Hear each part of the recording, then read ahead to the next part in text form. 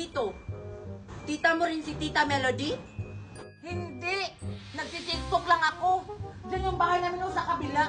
Nakikikunik lang ako. Kasi wala kasing wifi. Huwag ka maingay. Wala! Isusumbong kita kay Tita Melody! Okay, sumbong! Hoy! Hindi ako nakikunik kay Aling Melody.